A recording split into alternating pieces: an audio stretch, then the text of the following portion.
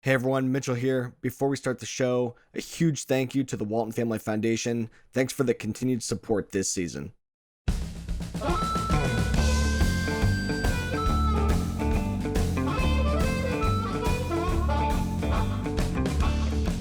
Hey everyone, welcome back to the Fieldwork Podcast. Mitchell Hora with you, the farmer from Iowa. We're up here in Michigan now. Todd and I are still out on our fun adventure where we're going and visiting different farms and bringing you guys some stories from out where all the magic is happening. I'm really excited about today's episode. I think so many people are going to be so encouraged by this and so inspired. I know that I really am. And we're up here in Southeast Michigan with Brad and Mitchell Bristle. And these guys are some young guys, 24 and 22 years old, running their family operation and really making it work and going down the soil health journey, figuring this all out, learning, taking chances, but protecting the risk and doing things, I think, really the way that folks should be looking at implementing on their farm. And their story is really, really inspiring, but excited to be up here and hanging out with these guys today, being able to capture it for everyone on the Fieldwork Podcast. So enjoy this episode and let us know what you think.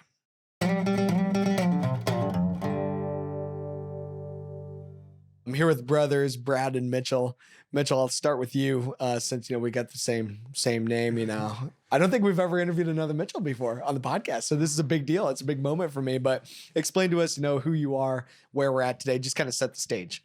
So I'm Mitchell, out of Manchester, Michigan. Grew up on a farm, 24 years old. Grew up a family farm. My dad started fresh out of high school. Big part of it our whole life.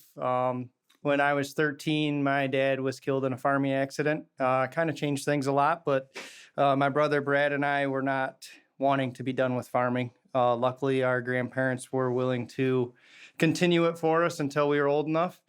2018, we had a farm manager that was running it for us, and he was offered a job elsewhere. And it was kind of a slap of reality that, now it's time for us to start. I wasn't quite 21. Brad was 19. And it was, February or March, I want to say, that he decided. And, it was a challenging year. It was all of a sudden, all right, yeah, it's not just being told what to go put in the ground. It's you got to decide. And it was an interesting year.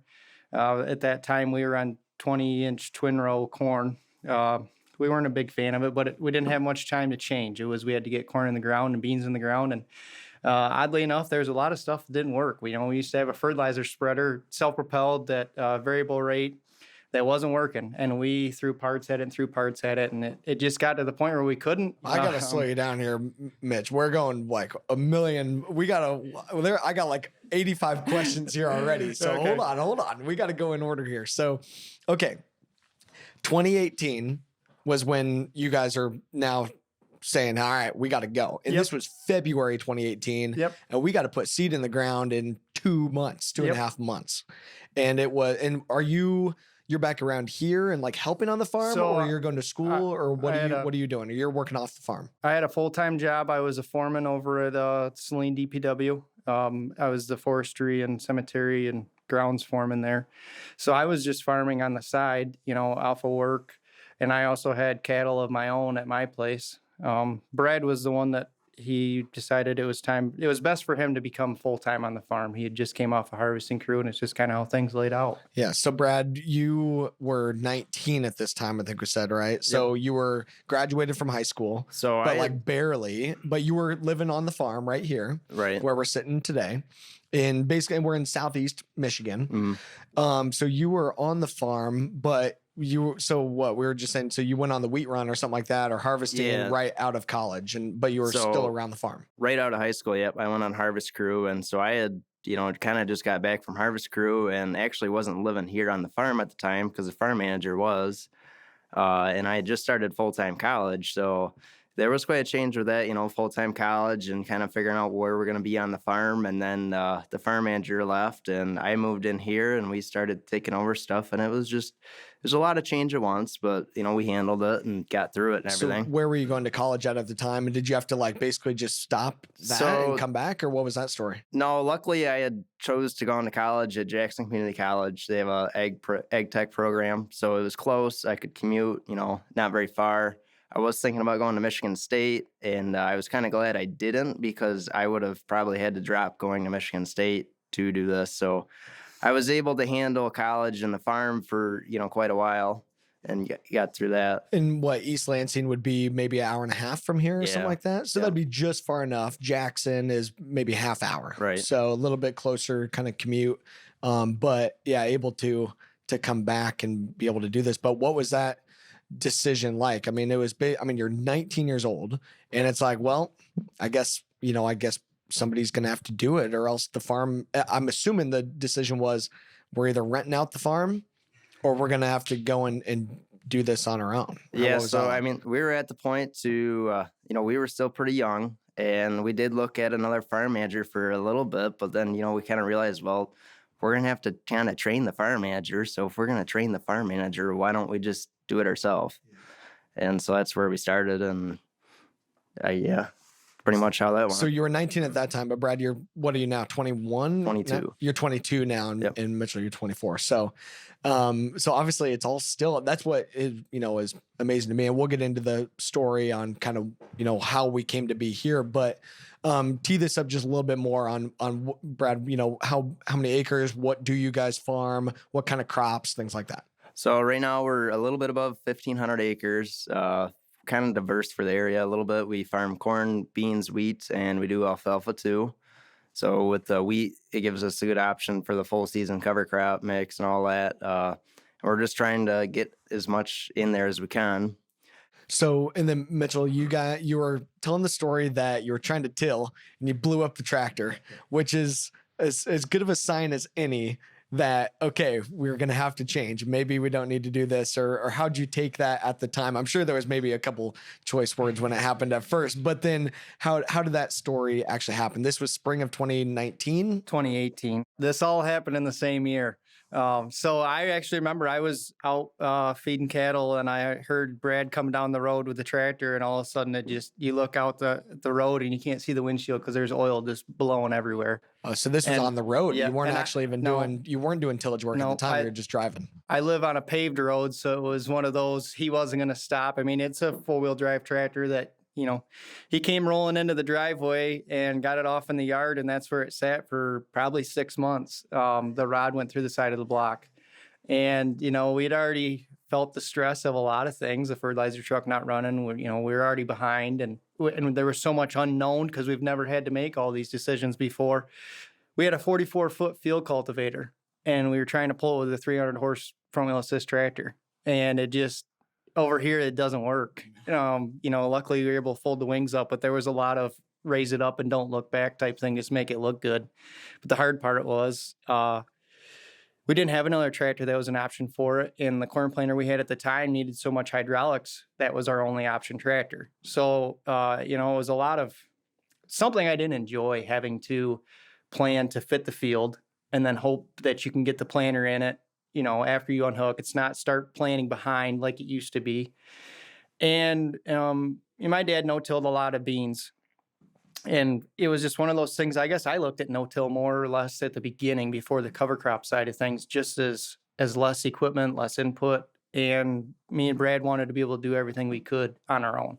Trying to find work around here. Luckily, I got a great brother-in-law who helps out as much as he can, but he also has a full-time job. So trying to find somebody that's reliable, that wants to, put in the hours that we do, gets to be hard. So it was one of those where we could just, if we could do more ourselves, that's what we wanted to do.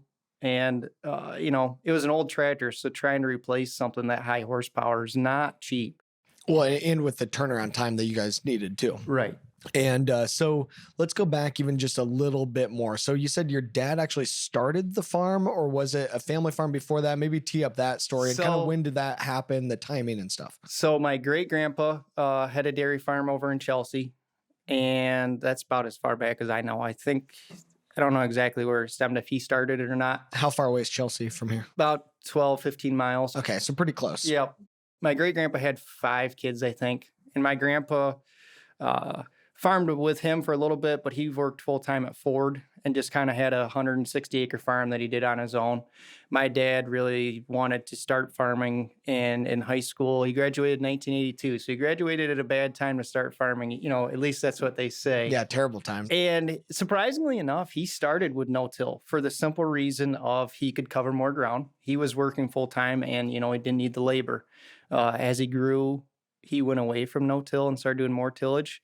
But my grandpa was always helping my dad, and my dad, you know, started from nothing and was always working. That's what I loved about it all summer. I can remember we always called them irritators because we would never put up good irrigators. We always had crappy ones. So I was always the kid out in the cornfield. Hand me this, hand me that. We got to go work on the irrigators. So, you know, it was a lot of hard work, and I'm surprised. I wish I could ask him why he went away from no-till, but you know, I think he'd be happy with what we're doing and going back to this style. So, well, being able to go back, but a lot of it's been labor and been how we're going to manage. And so there is a lot of irrigation around here. I like that you guys call them irritators instead of irrigators, but the size of the operation, like you've got pretty good size farm. And in 2018, was it the 1,500 acres that it was now, or kind of maybe size that up just a little bit? And Brad, I think at the time we were like 1,100 acres. So we've grown since then, but we did take quite a stumble. The last year my dad was around, we were 3,200 acres. So, you know, there was some personal connection that got lost with him passing away, and that, you know, we took a stumble, and we're just kind of on the rebuild for a little while. We actually kind of came from a pretty nasty tillage system. We were conventional corn on corn, irrigated, and we were actually moldboard plowing in the fall and then field cultivating once or twice in the spring. Wow.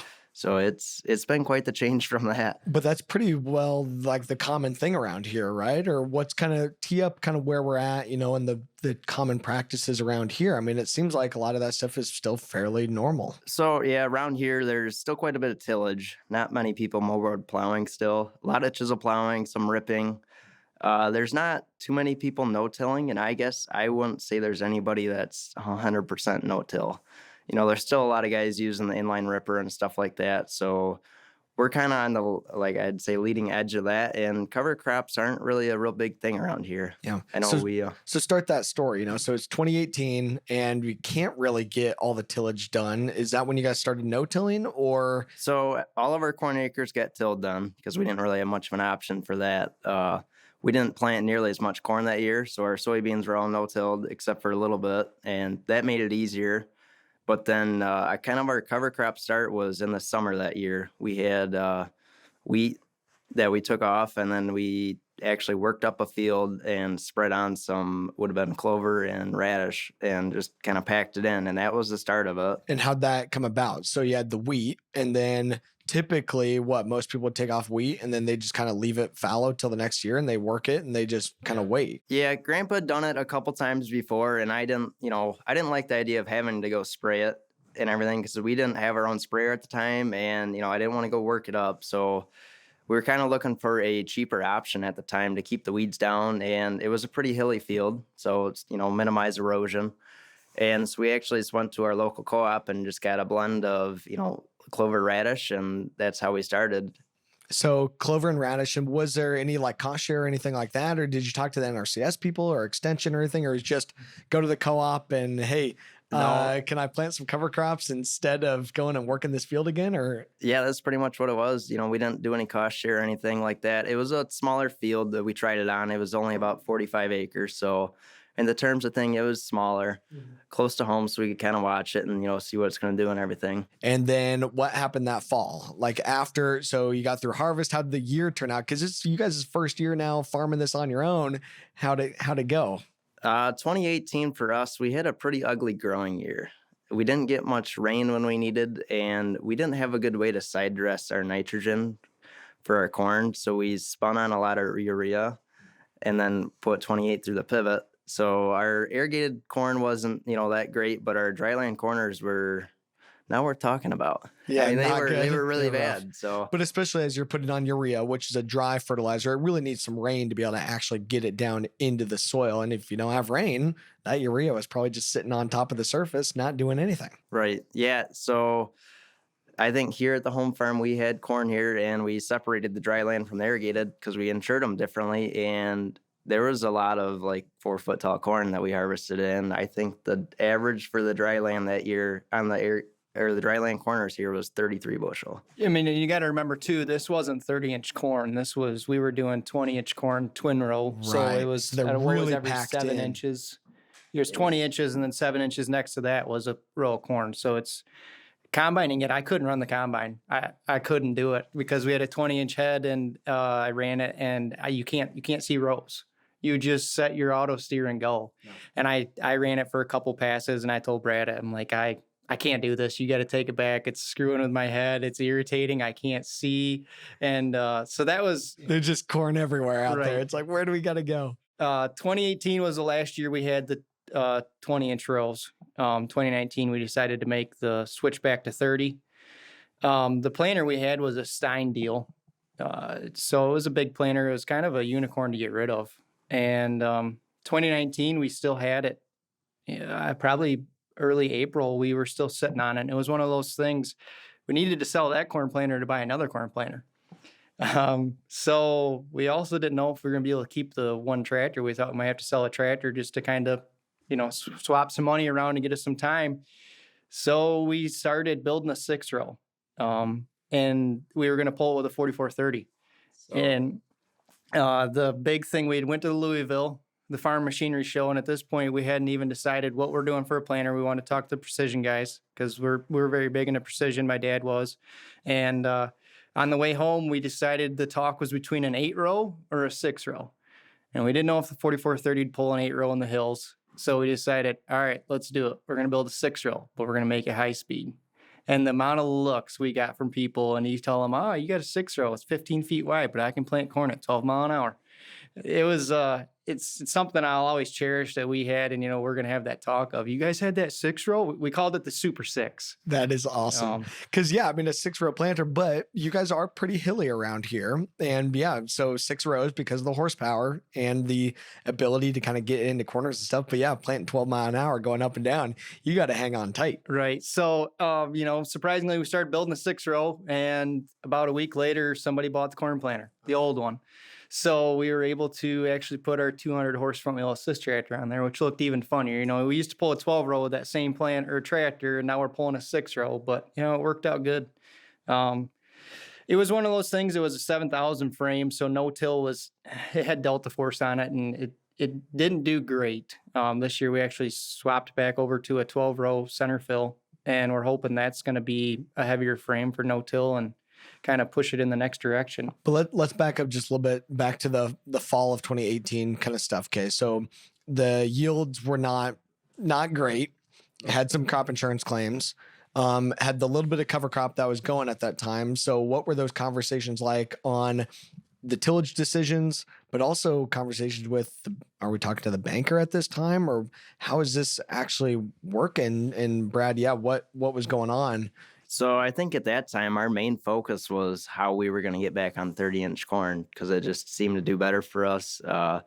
And we'd done it, we'd done the Twin 20 system for 1 year and tried it and realized it didn't work and it wasn't the direction we wanted to pursue. So that was kind of our main focus, was how we were going to get back on 30-inch corn. We like no-till and soybeans. We didn't change a whole lot with that system. Added cover crops in there and all that. So that was what we were looking at.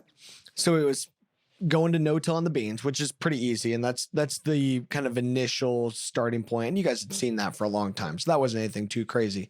But did you get on more cover crops in the fall of 18 or it was just still the one field? Nope. Fall of 18, we actually didn't do any cover crops yet. The only cover crop we had would have been that summer mix. We didn't start doing fall cover crops until the fall of 19 when we spread on some cereal rye. Okay. So fall of 19 was cereal rye. So you've got your planter going for the spring of 2019, able to do the 30-inch corn, just 6 rows at a time, running a little dizzy as you're going 12 miles an hour, 6 rows at a time. You're turning around a lot. So you're back and forth. But how'd it turn out?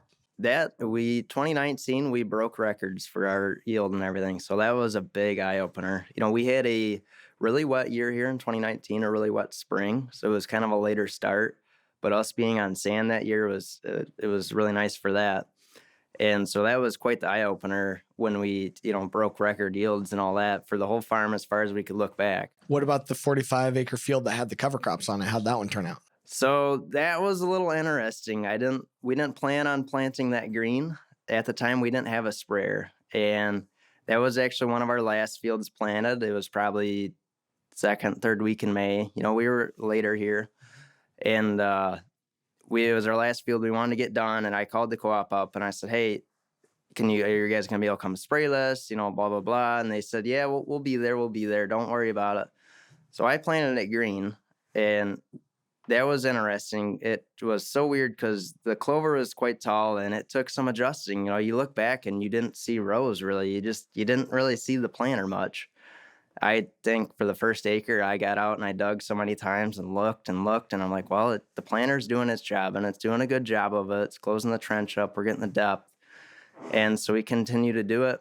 And we got that field finished. And the next 2 days, we got 5 inches of rain. Wow. So that was a really hilly field, and that field didn't have any washouts. But the problem was it was probably like a week and a half to 2 weeks later before the co-op could even come and spray it. So at that point, the corn was actually up, and they came and sprayed it. Well, we had the issue. They tried to do a one-pass system on it, put all the residual down too, and we didn't get a good kill on the clover. So throughout the whole summer, we had the clover and the corn kind of competing, and I don't think the corn really rooted down. And so that field did struggle the whole year. It was kind of one of those first learning curves that we went through. So because when you were planting it, the radishes would have died in the winter. Right. So it was just clover. What kind of clover was there? Do you remember what? I believe it was red clover. Red clover. Oh, so it's a perennial here too. Mm-hmm. So perennial red clover. So yeah, it definitely wouldn't have killed all that easily. No, there was a lot that, stayed alive. And I do remember there was spots when we side dressed it that actually got killed off, and that corn looked really good through there. It had a nice color to it, and I was amazed how much the soil had loosened up just in that spot. I remember getting out and it was starting to rain and just sifting it through my hands and wondering like how did it loosen up like that? Yeah, so you were seeing some soil health gains and the soil tilth and stuff right away. But yeah, red clover is really tough. It's a perennial, so it's multi-years. It's going to come back tougher to kill than some other kinds of clover and other cover crops, but where you got a good kill, it worked really well. Where you didn't, yeah, it struggled. I've seen the exact same type of thing from my farm where, if corn is kind of a wimp. So if you've got other things competing with it, yeah, it can be pretty tough. But so I'm assuming then yield didn't turn out to be that great on that field in 2019, but that's when you went to using some rye rather than going back to try to do clover right away anyway. Yeah, so we also had the problem, all the residual chemical it didn't stick around. And so we had a lot of foxtail that came through the corn. So there's a lot of grass. And yeah, yield was lower than everything else on that field. So it wasn't great. That's when we kind of changed. That's when we really got our own sprayer and realized that if we're going to go no-till on cover crops, the timing of being able to terminate is very important. And being able to control that, to your best ability is a big thing. And what was that decision like for you guys, Brad? That, it was, okay, here we did this cover crop. It didn't work that great in year one. Like, I mean, a lot of people would probably be kind of discouraged, but you're saying, hey, no, we want to go this route and we want to do that. Or was it kind of a fight or what? How did that conversation go? That you're like, well, it didn't work that great, but let's do it again. I mean, it seems kind of counterintuitive to how most people would think about it. Yeah, Mitchell, what do you think? I'll give the cover crop thing 100% to Brad. It was always, I want to try this. And all I ever knew was, like he said, what Grandpa tried on the wheat. And that first year, it didn't go good. And he said, I want to try it again. And for some reason, I was just like, okay, well, I trust you. You did your research, And somehow it turned around the next year and it made quite the difference to where I was like, all right, yeah, I don't remember what year it was. I got out of the combine after seeing the yields of comparison. I was like, well, you just won me over. You ain't got to worry about not playing cover crop again. We can put as much cover crop in as you want. I just saw it on the computer that it, made enough of a difference for me to continue. So. Yep. So you had the rye that you would have planted in the fall of 2020. This is spring of 2021 on, a field that typically is not good, but you had the manure out there and the cover crop was holding on to the manure for you. Right. And originally we put the cereal rye in. I was planning on mowing it and baling it for feed for the cattle. and decided against it. It just wasn't going to work. So I went in and planted it. 10 o'clock at night. I'd never really planted green before. I had the 6-row, and it was on my field, so I could do what I wanted. I planted that field as fast as I possibly could. I was like, I want to see what this planter will do. I think I was doing 13, 14 mile an hour. I'm like, if it doesn't come up, it's on me. It's Brad can't blame me for this. He let me run the combine in that field. The year before, I think it averaged 100 bushel. We had corn on it, put corn on it again for 21. I stepped out of the combine, the field averaged 219. Holy crap. And I don't think we'll ever make that again. I mean, everything laid out perfect this year for it with the rain. That corn, we had good rain, but that corn never curled, never went, it was always a dark green, consistent. And this field I didn't buy this field for field. This just came with the farm, and rocks and gravel. And that's where I got out of the combine. I was like, whatever you want to put in for cover crop, you just tell me, because you just won me over there. That is awesome. So, but the key thing there was, okay, corn into cereal rye is not necessarily always the best thing to do because it's a grass into a grass, but you had the manure. And the biggest thing it sounds like was the water holding capacity. Was this the first year with cover crop on that farm, or was it a couple years into using covers? That field, it actually came from hay a couple years before. So it would have been in 2020, we actually moldboard plowed that down and planted corn into it. And then we had the corn and then the cereal rye and then corn again. So yeah, it was a pretty heavy carbon mix, but we got the manure out there, which I wasn't really going to credit the manure that much nitrogen, but I think it did help some. So now at this point, now Mitchell, you're bought in here, but this is just this past fall of 2021. You guys are new into this, started it in it would have been started cover crop in the summer of 2018. Just a little bit of cover crop in the fall of 2018, a little bit more cover in the fall of 2019, fall of 2020, Brad, it was what percentage? Because then it was finally not till this past fall that now you've got Mitchell like, all right, let's do it. So fall of 2020, I'd say we probably had about 40% of our acres covered. We had done some stuff with the summer covers, and we hadn't seen much. We hadn't compared much for the fall covers, the rye in the fall and stuff like that, and hadn't got into a whole lot of mixes. Like now we do a rye hairy vetch mix after beans, going back to corn the next year. So we were still kind of dabbling our toes in that a little bit. We like to kind of prove something before we go full scale with it around here.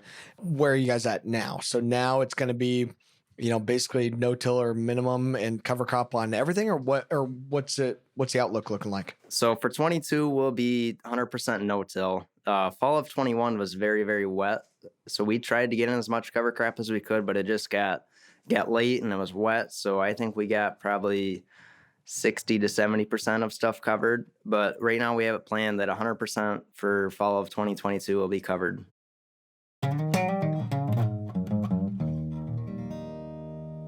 We'll be right back after this short break. So have you been able to go after this like with any kind of safety net? What about, are you able to still do crop insurance? What's the banker think? How have those kind of conversations been? Yeah, Brad, what are they saying? I don't know about this too. Like, are they pushing back as well? No, not necessarily. Both the crop insurance agent we work with really likes the cover crops and, has a past with some experience of it. And our banker, leans towards it. He sees where it is actually beneficial and everything. So we're not necessarily getting pushback in that, but it's just still a new thing, and they just kind of want it proved and all that. Michigan has some pretty good termination rights. I think we can terminate after we plant. I think it's got to be before it's up. So that helps some. We don't have strict guidelines on when it has to be planted and when it has to be terminated. Able to be pretty loose with it, because are you able to get like cost share and stuff on this now, or are you just doing this out of your own pocket? Now we're just doing it out of our own pocket. We've seen the yield benefits to it and the long-term benefits. In 2019, when we did the rye, we got cost share for that. Okay, so cost share on it just 1 year, but now you're doing it all out of your own pocket. How do you make this pencil out? So we've done a lot of side-by-side comparisons with and without cover crops and no-till and not no-till. So that's kind of where we base a lot of it off of. We seem to be seeing results earlier than most would. So most of it, will pay for itself in the year, just the cover crops with yield benefits alone. And our reduction, I'd say, would come from equipment cost and fuel and labor, not necessarily fertility and chemistry yet. Our chemistry bill has gone up some. That's kind of where we get it from. Yeah. But being able to just make it work so much more efficiently for you guys' operation. And now you've been able to expand the operation and stuff too. I mean, does that have anything to do with the practices that you're doing, or that's just kind of by happenstance? You guys have been able to now grow and pick up some more acres. I think we're able to do a little bit more because, we're no-till now and we can handle a little more, but some of that is just happenstance and we're getting the chance to get more acreage. Yeah, and folks that are looking at, you guys being able to, I'm assuming you're renting it, or are you able to buy some of that ground too? No, we're renting most of what we farm now. Yeah. So where do you think this can go, I suppose, for like your profitability and stuff? Because, yeah, I agree that I don't think you're going to see major, soil changes and really being able to get the nutrient side to go in just a short amount of time that you guys have been doing this. And really, you're still in the early part of the journey that even today, not everything has covers on it. It's pretty early, but what do you want to see this year, I guess? And what are you looking for? What are some of those trials that you're looking at this year? So we're kind of starting a new venture. We went and bought 6 cows in a bowl, and we're going to start pasturing cover crops and trying to do that. So that's kind of our new thing for this year. We got to get some fences up. That's what I was going to say. There's a big pile of fence posts sitting out here by the shed. It looks like somebody's got some work to do here.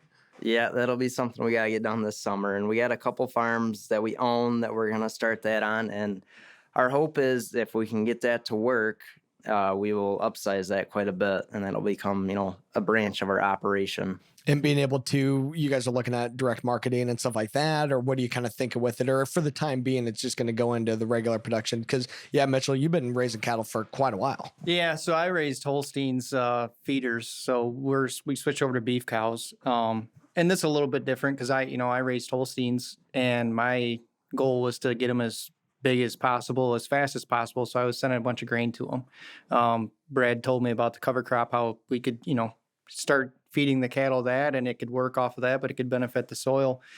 So that's kind of the idea. Is right now we're at the point where we'd like to grow the herd where we'll probably keep the heifers. But we'll sell the bulls off as steers, when they're weaned, and just kind of start to grow it. But with thing also too, yeah, corn's $7 right now. But if it tanks again, if we can pencil out feeding out the steers or, any of them that we decide to sell and market that, it's just another option to, have as a safety, I would say. But for the most part now, you're just thinking kind of cow-calf. Right. Is more so the angle, not trying to do a grass-fed or, anything like that.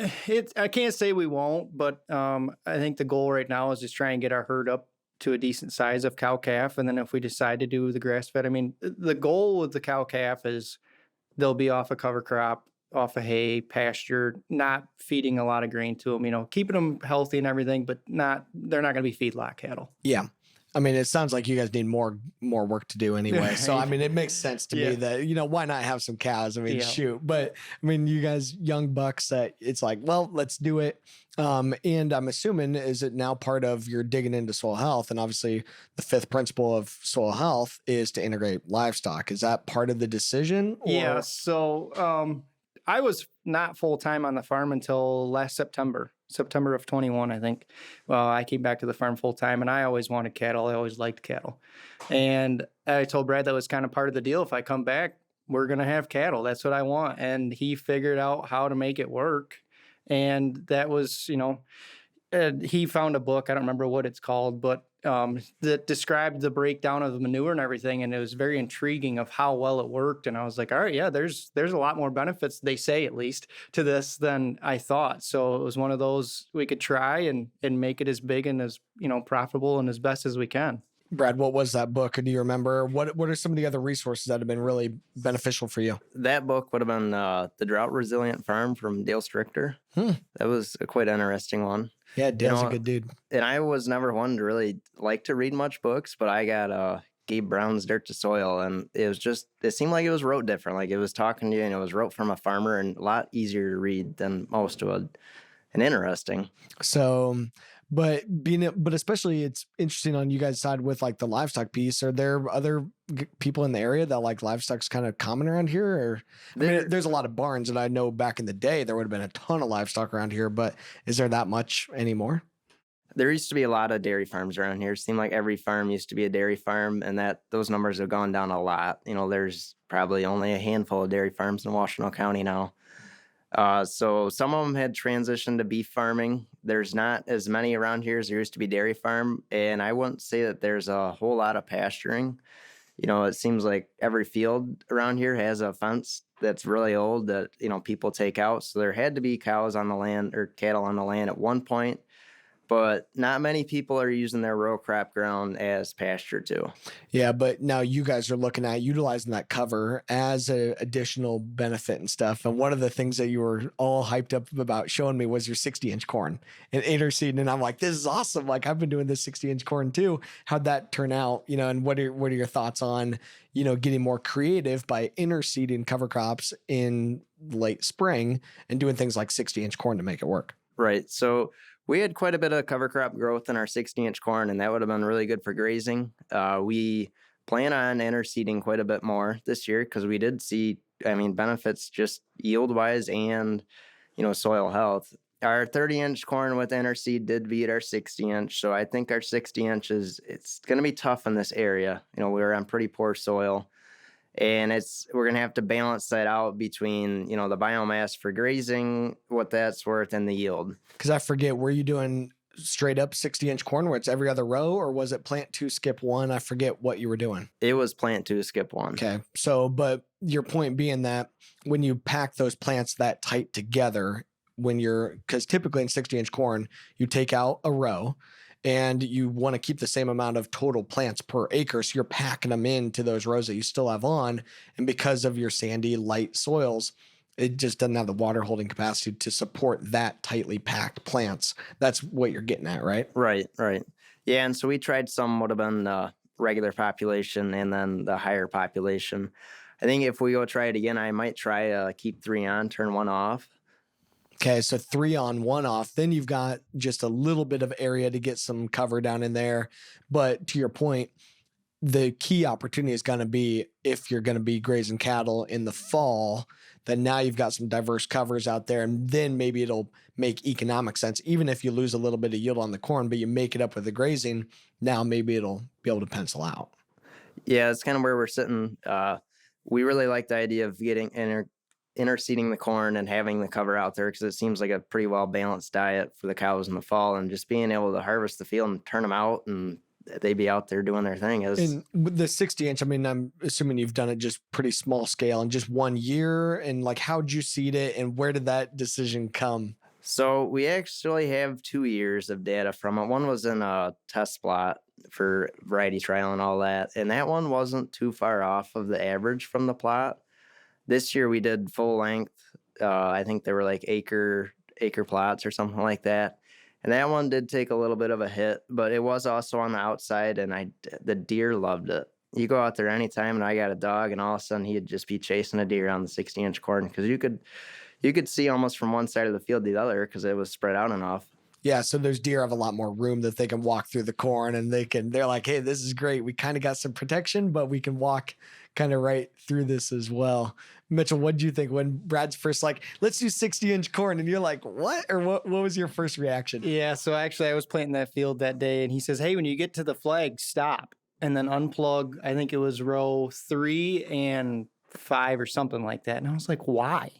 And he's like, we're going to plant 60-inch corn. I'm like, for what purpose? And he was like, just do it. I'm like, no. And he wanted the whole plot, and I just wasn't understanding it. And it was so late in the night that, I'd planted 100 acres that day with the 6-row. So it's 10 o'clock at night, and we're trying to get it done. And he's like, I'll just come up there.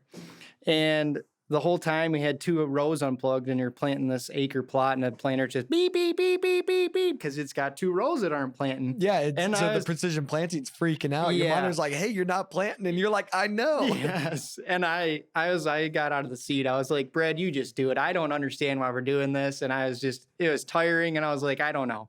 And it turned around, and the cover crop came up, and I finally started to get it, but I was like, are we going to start planting 60-inch corn on everything? And he's like, well, no. I'm like, well, then why are we trying? He's like, because I want to. And it was just, that was probably one of the conflict things, but it paid off, and he got his test out of it. I was a little happy to see the 30-inch corn still beat the 60, but. But at least then but it was good to try some new things. And it's like, well, let's give it a shot. And you did it small scale. Yeah. So maybe it lost a little bit, but it's always good to try new things. Yeah. You got to do something out of the ordinary. Now, when Mitchell gets all of his cattle herd going and he needs more cover, now you can be like, see, 60-inch corn, this is what we got to do. And now he's going to come back and he's going to be so happy that you've got him on the 60-inch corn bandwagon. Yeah. Yeah, we also saw, yield benefits from it, and it was quite interesting when that was an irrigated field, so I'd always check soil moisture before we irrigated, and there was a lot more soil moisture where it was interseeded. You go and you could see it visually. It was quite a bit of difference. But most people listening would be like, wait, there's these interseeded covers out there that most people would look at as weeds that would be stealing moisture, but you're saying the complete opposite. Right. Yeah. And I had read that, having the interseeded cover crop would retain moisture and all, but it was one of those things you almost had to see it to believe it type deal. And so we did, it would have been 30-inch not interseeded and 30-inch interseeded too. And the 30-inch interseeded had won the plot. Wow.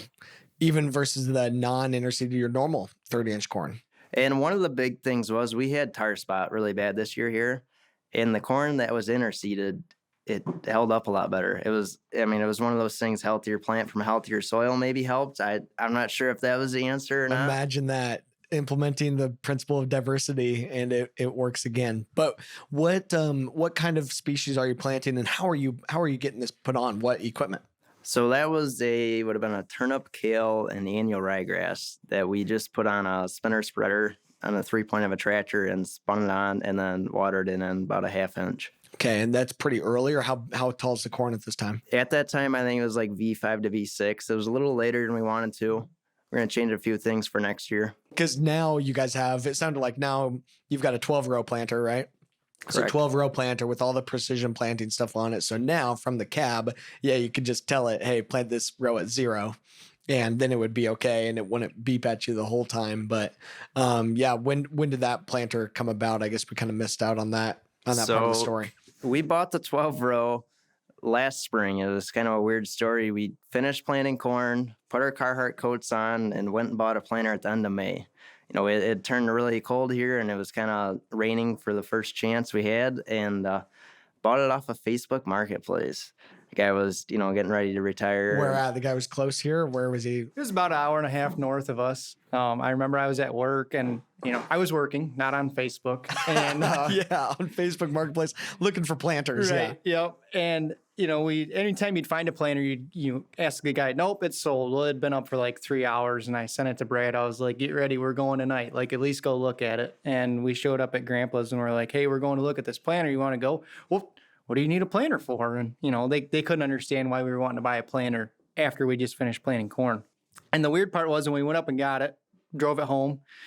When we got home, we hopped in the baler and started baling hay, and it just didn't seem right. You had hay on the ground, and you're going to buy a planter. And but after the way the used equipment market went, we were great timing. Yeah, you got in right ahead of the timing that the equipment's really gone up. Yep. Yeah, it was it was hard because you had 2 corn planters sitting in the barn for the winter, and you're like, I don't know, this is is it going to pay off? And then it did. And, we were happy. You look at the price of them now and you're like, man, one, if you could get one, the way this spring's going. And 2, we got a pretty good deal on it the way stuff went. So did you get the 6-row sold? What'd you call it? The Super 6. Super 6? You guys still have it, or you got it sold? No, Brad sold that probably early March. Actually benefited us this year selling that because they couldn't get parts. So the guy bought it for the parts and was going to strip everything off of it and put it on his planter. He couldn't get parts in time. So that helped us sell it. You only really need one corn planter. Right. So, yep. Okay. So you mentioned something about your grandparents there, because it sounds like before you guys came back, they were fairly involved in what's their kind of role now? What's their thought, and how do they play into the story? So Grandma and Grandpa are the trustees. When Dad passed away, they became the trustees, and they always said that they were going to run the farm until, one day we decided to take over. If we wanted to sell it, we could sell it, but they wanted that opportunity to be there for us. So they're still, we still have to get approval from them type thing. Like they're still in charge, but we're making the decisions and have proved to them like we can do it, but they're just kind of the trustees, they got to overlook everything. So we got to go to them to get a check. Yeah. And what have, how's that looked like now? Like their thoughts on some of these practices you guys are doing and things like that. Like, obviously I'm sure they're excited that you guys are making the overall operation work, but what about some of these, like the no-till and the covers and stuff like that? I'm sure your grandpa's probably like, I don't know about this whole thing. Yeah. Brad, what do you think? So I think at this point, Grandpa's bought in quite a bit. I think he was a little skeptical about it at the beginning, but he did do a little bit of cover crops back then, and he really did like the idea of having something out there in the summer after we baled straw, protecting the ground. So after we did a few years and showed him the yield results and everything, he bought in. Now he's on the bandwagon here now with you guys too. Grandma could get a little skeptical when we were out there planting in, real tall clover or something like that. But then once they got killed off and the corn came up and it looked good, and that helped out. It's all just so much the visual and what you're seeing from the road and what she's seeing, driving by. And obviously I'm sure she's like worried about you guys too, that they don't want you guys to have a bad experience or to lose money on this kind of stuff. But that's interesting that she's like on board, but like, yeah, no, it's an interesting dynamic. Cause like you said, they're letting you guys just go and do this, and you don't have anybody else saying, well, I don't know about that, or pulling back on the reins. Like you guys don't really have that besides directly with each other. And it sounds like you're not really pulling back on the reins on each other, or have you been? Or how do the decisions go between the two of you? No, I guess I could say I'm all in. That was kind of my thing. I had a job with retirement and everything and could retire there when I was 50. And we decided, if I can come back here and make the farm big, or at least, successful enough to continue on for our next generation, because that's, a big thing that me and Brad want, is to be able to have something to pass down.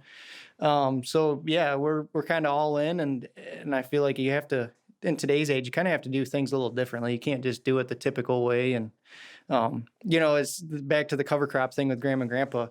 They're very skeptical, like Brad said, but I remember we had one field of beans. He planted both of them. Grandpa usually plants the beans. And one field was not cover crop, and the field right next to it was. And I think it was a 15 bushel difference average. Five bushel difference average on, 20-acre field. And that was enough. You told Grandpa that, no, the whole town found out. Just, oh yeah, cover crops makes a difference, And so he's all excited about it now, and he'll talk it up, that's for sure. So now Grandpa's got the old boys in town all yapping, and they're all talking about you guys. They're like, what are these young bucks out there doing this cover crop stuff? But he's got them all hyped up now. He's telling stories. Yeah, it was quite interesting. The first year we planted corn green, they were doing county road work, and you saw the county truck go by once, and like a lot of the road workers around here are farmers. Sure. And all of a sudden you saw it pass by again, and they're like, what the heck is he doing out there? Like, what are these young farmers doing? They don't know what they're doing. And we've been told many times, well, that's not going to work. Well, you should have plowed it under, Just so many people, because they've never seen it before. And you guys are, how have you had those conversations? Do you just kind of blow it off, or are you now like trying to, teach them more about the stuff, or you just kind of stay out of it, or kind of what's your approach to that, Brad? It depends a little bit on the person. If they're diehard, tillage, that's the only way to do it. Yeah, it's not really worth trying to have the conversation with. But if they actually want to learn something about it and are interested, I'll have the conversation with them a little bit and try to teach them some. Yeah, that's good. Yeah, Mitchell, you were talking about kind of the future vision for the farm and stuff like that, and we'll get into that. But so you mentioned the girlfriend. Now I see you got a wedding ring on. So what's your wife think of this stuff, that you left this job and now you're back to doing this farm and stuff, and now you want to get more livestock, which means less time that you get to go out on vacation with her, unless at least you got Brad, that you guys are able to kind of tag team things here too. But what's she think about this? So we actually got married July of 20. I'm going to get in trouble for that one though. And we had twins in January of 21. And it was a big thing to me to be able to be on the farm with my dad. If my dad had a full-time job off the farm, I'd have never known him if he died at the same time.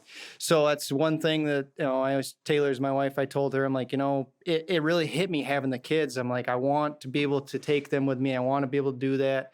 And she was actually more for me leaving there than I was. You know, I brought it up to her and I was like, it's never going to happen, you know, because Brad always told me, he's like, what would it take for you to come back to the farm full time? And I always joked around. I was like, 6,000 acres. Like, it's just not doable. Like, it's, you know, trying to support 2 families here is not a possibility. And, you know, we had a grain cart guy that was part-time that retired, and we needed to hire somebody.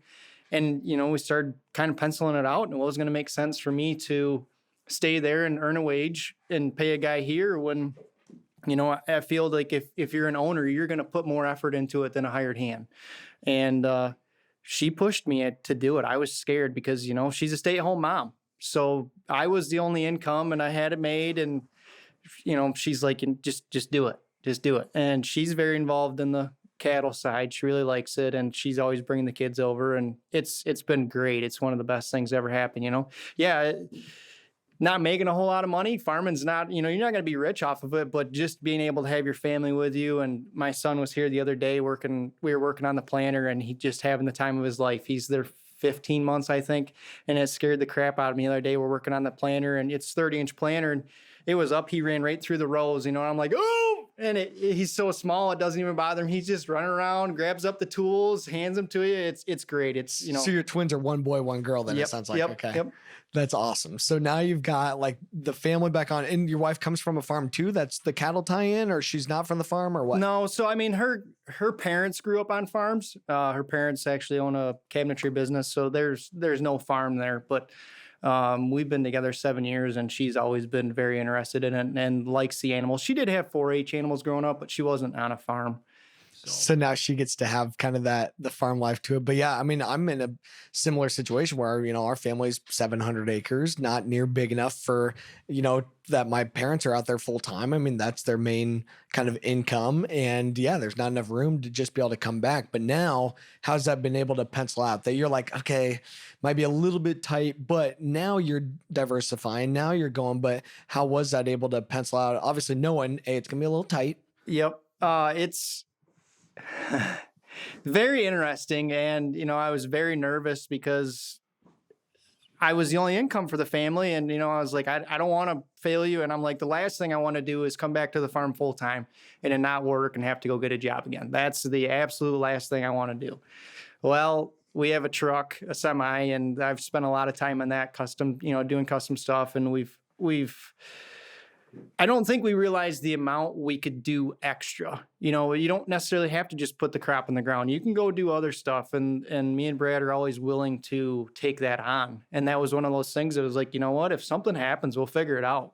And that's just kind of how we had to. And I honestly would not have been able to do it without the support of her, because I'm like, you know, there's going to be a lot of late nights, and she's just do it. Just do it. You just need to do it. You'll be happier. And it's been one of the best things ever. I've got a 4-month-old daughter at home, and she's a handful enough. I can't imagine doing it with 2 little kids. Yeah, running around. She's got to be a saint. She is. She's a stay-at-home mom, and you know, every now and then I got to watch him, and I don't know. I told her, I'm like, I don't know how you do this. You know, now that they're running, they're not even walking. They run everywhere. It's hard because one goes left and one goes right, and you know, I had cattle before we had the kids, and that's when we kind of quit. It was I just needed to pull away, and, you know, didn't know what it was going to be like to have kids, let alone have 2 at the same time.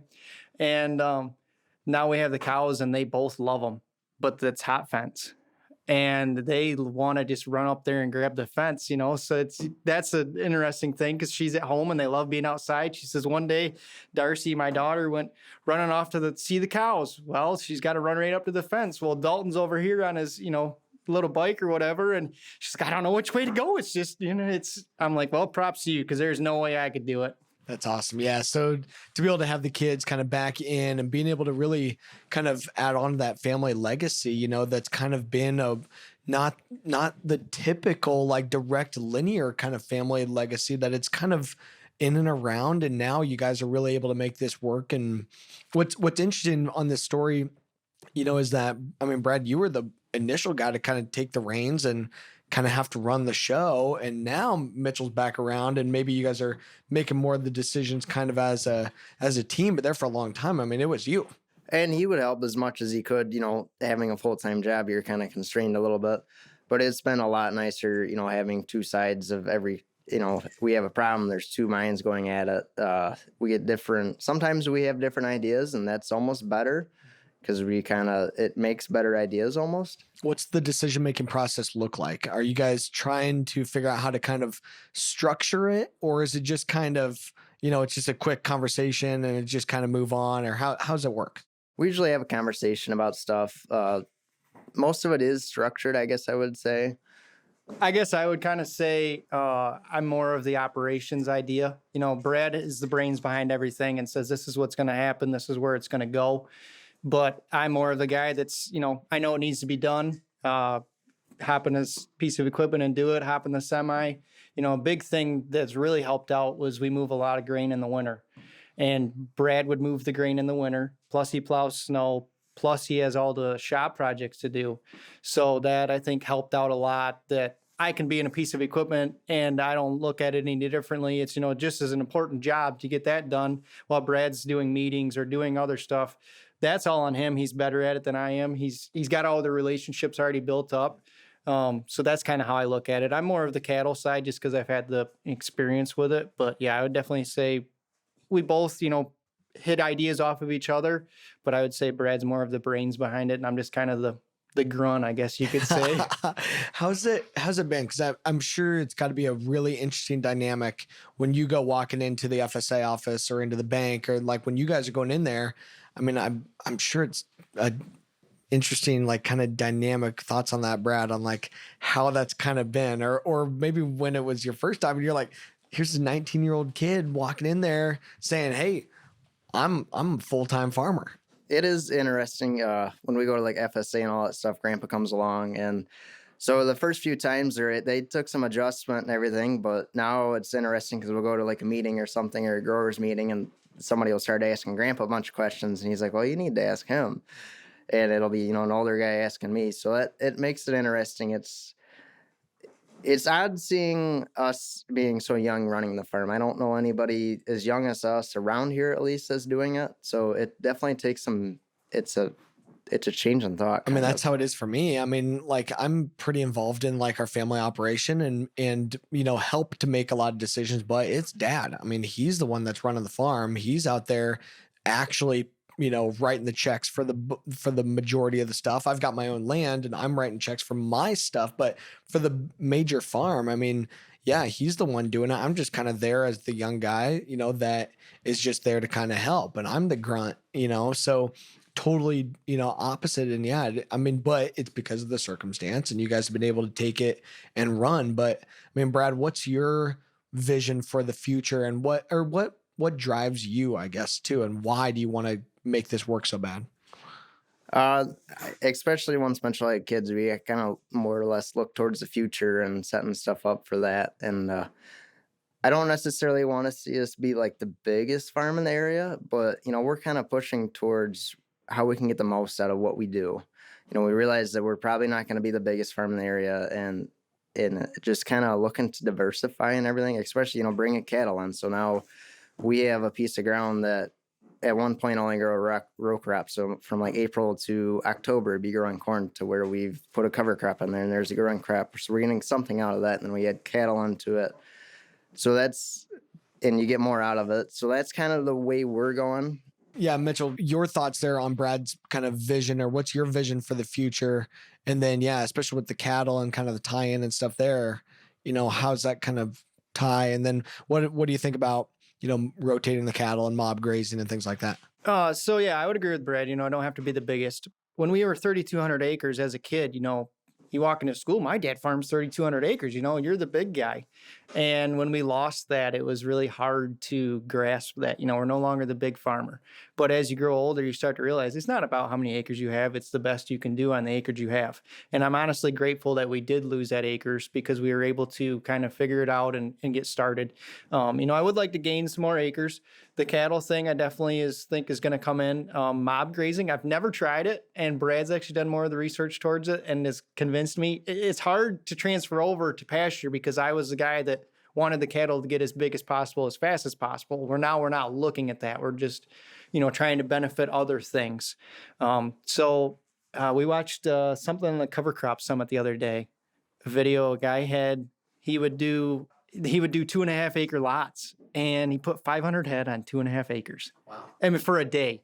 And I looked at my pasture that's 2.5 acres, and it's like there's no 500 head on that. I'm like, no way. But they saw benefits out of it, and it'll be a lot of work moving cattle like that. But I definitely think it'll be interesting and at least keep us busy and hopefully work. So the key thing with all that, for context for everyone listening too, is, this whole thing is about mimicking nature. I mean, that's what we're trying to do, this whole soil health thing. And when you have that high stocking density where there's a lot of pounds of animal, a lot of livestock in a small area, it's supposed to mimic like the buffalo, that they would have been pretty packed together and they would be constantly moving to get new grass and to move away from predators and stuff. So that's the whole concept here, to be able to do that. And then of course, as they go, they eat down the grass, which then it's able to grow back, but they're also, of course, dropping manure and urine and stuff like that, and the saliva. So it's feeding back to that soil microbiome. And of course, in that cattle gut, they've got a lot of biology and stuff in their rumen. So that's the whole concept, for everyone that's listening and stuff. But so it sounds like now, Mitch, you're, paying more attention to learning on this and digging deeper yourself. Did you go down to the no-till conference and stuff too, or go into some of these events, or kind of what's your take been on this? I haven't yet. The only thing I really have gone to is the farm machinery show. Brad went down to that, and I struggle sometimes to sit and listen. My mind wanders a lot, so I have to be kind of more hands-on. But I've gotten better at it. So Brad, what was your thoughts on it? I mean, you're going down there to National No-Till this year in Louisville, I think it was. So a couple hour drive, and you're walking in there by yourself? Yeah, me and my girlfriend went down, so it was kind of a little getaway. It was interesting because I'd never gone to something like that, and we were in a room with a lot of high caliber people, and it was really nice. It was the first time I've been in the room with a lot of people with the same mindset. So it was interesting. Got to learn a lot. Got to hear a lot. I liked doing it. What did your girlfriend think of the date idea of going down to a farm show? What did she think? She didn't complain. She liked it. It was a good getaway and everything. She actually enjoys the stuff too, so she was interested in some of it. That's awesome. Sounds like a keeper. So no, because I skipped out on National No-Till this year with having my daughter and stuff. I've got to kind of pick and choose a little bit. But what's your kind of final thoughts, or especially when you talk to other young guys that are back in the operation or other young families and stuff like that, what do you tell them, or what's your takeaway or thoughts to everyone listening to this? Mitchell, start with you. I guess I would say, especially being family, there's times it can definitely be hard. But you just got to see your end goal, and that, bad years. And honestly, I don't look at the grain market anymore, because it's one thing that can stress you out when there's not really a whole lot you can do about it. I trust Brad with all the grain and everything, and I can come here and enjoy life. And yeah, you'll have bad years, you have good years, but it's the type of thing that I wouldn't give up. Always working to try and make it the best we can. And, providing for the next generation is one of my biggest goals, to where if this is a possibility around here, family farms are starting to kind of fall apart. They're just not there anymore. And the bigger farms are coming in and starting to take ground, and they can come in and they can buy the ground. Well, we can't. We don't have that behind us. So, if we can do stuff like this to kind of plant our roots and, say we're here, that's what I want to do. That's awesome. Brad, what do you think on takeaway to other people listening or talking to other young guys that are on their operations? I'd have to say, don't be afraid to take the chance. Do something out of the ordinary on something, and yeah, you may fail, but you learn a lot from failures, and just pay attention to it. Look at the details of it and learn from it. I know we've learned a lot from our failures. We've had our hand full of failures. Nah. But we would never. It's what makes it better, though. I know the first year we planted rye, we had a spreader cart from the co-op, and the belt came off the spreaders, and it wasn't spreading. So we had windrows of rye out there that we didn't realize till next spring. So yeah, we got some crap for that. And actually, I had taken pictures of it, and this was like 3 years back, and I was just doing some research and looking at winter camelina. And I remembered I had taken a picture of this rye that we bought from our cover crop guy, and I had this weed in it. I'm like, what the heck is this weed? And I'm looking at it, looking back at the pictures, and it's winter camelina. Well, so now from that mistake, I know that winter camelina will overwinter here. Oh, And we wow. had planted that rye pretty late. Would have been November-ish around here, which is kind of late. But it was a little thick. Yeah, Sounds it like was it was a little definitely thick thick in in the that strip. area. If it was just dropping all that rye. The lines were straight though. The auto steer was working. So Nice straight green strips going all the way through the field. Everyone's like, what the heck? But at least it looks nice. It looked like little prairie strips or something like that going through the field all perfectly straight. Yeah, it made it interesting because we ran into some issues. We didn't get it all killed, all the rye killed. And then so we had some of the rye actually come through the soybeans and reseed and then come into the wheat the following year, which was quite an issue because we grow seed wheat. And so that was a big no-no. So that was one of our challenges that we're kind of overcoming. All part of it.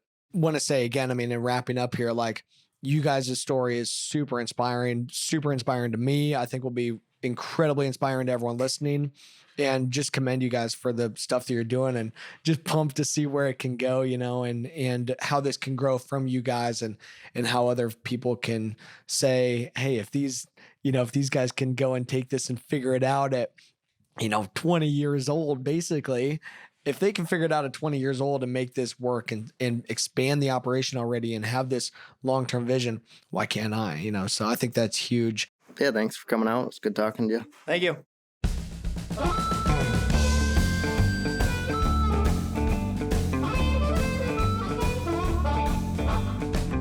Well, everyone, that's for Fieldwork today. Thanks for hanging out with us. Our show is produced by Todd Melby with lots of great help from Anna Canny.